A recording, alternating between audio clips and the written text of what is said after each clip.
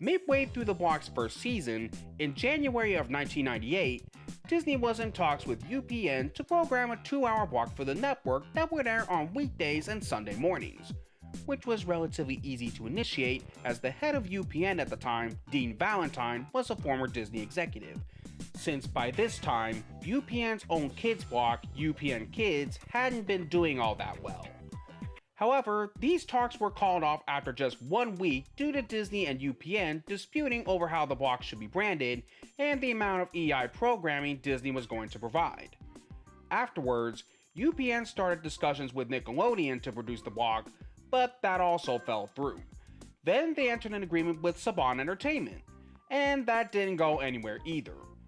Finally, in March, Disney and UPN resumed discussions and ultimately made an agreement for Disney to produce a 2-hour block for weekdays and Sunday mornings, which would act as the companion to One Saturday Morning, and it was to be called Waptastic.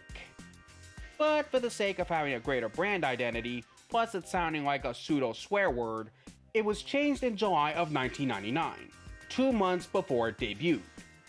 And so, on September 6, 1999, gone was UPN Kids, and in came Disney's 1-2. Lots of things about Saturday, wish I had the other days. Things got me and found a way one. As well as more. Monday, Monday, Tuesday, Friday. While it mainly showcased many of the shows from One Saturday Morning, the one major difference between them is that instead of having host segments, 1-2 would showcase short gag segments based around Doug, Pepper Ann, Recess, and Sabrina the Animated Series.